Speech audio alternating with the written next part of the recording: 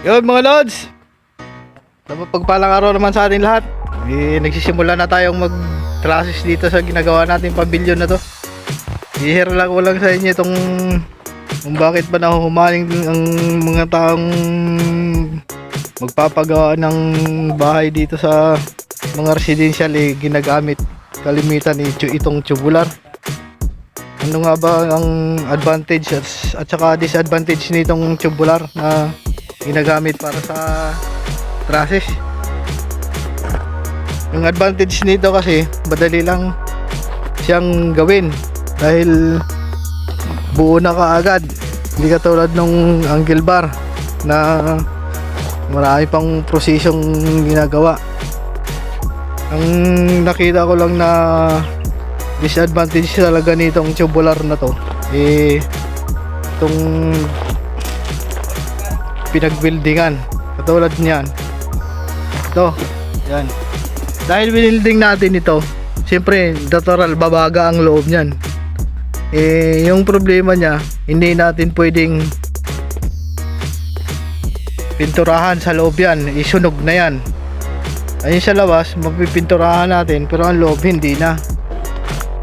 Ito tulad nitong isa na to, ano,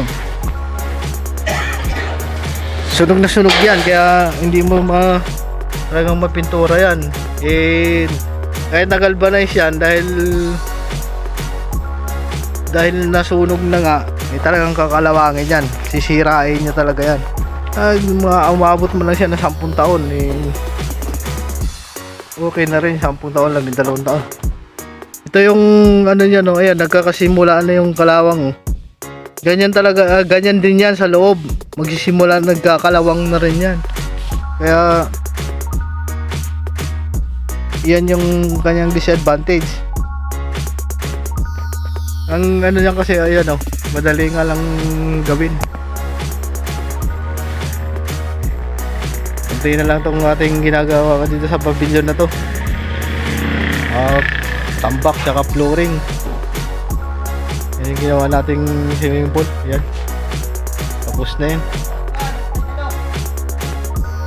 Lods, tinisling na itong ginagawa nating pool na to nung nakaraan. Tapos na to nirigana na ng tubig to. Ayan, may tubig pa nga. Saka yun yung ginawa nating ano, design na dolphin. Ayan. Ayan, marumi na yung tubig dahil ginamit na ito nung ano, Sabado at Linggo. Tsaka naarawan na, kaya ganyan nag-ano na siya, malapit na siyang magkulay berde. Hindi kasi nilalagyan ng chlorine nito dahil continuous flowing yung ano nito, yung design nito, kaya walang chlorine yan.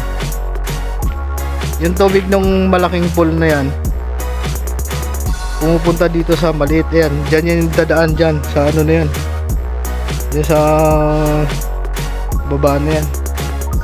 Kaya mag-aano siya dito, magpo-flow yung tubig.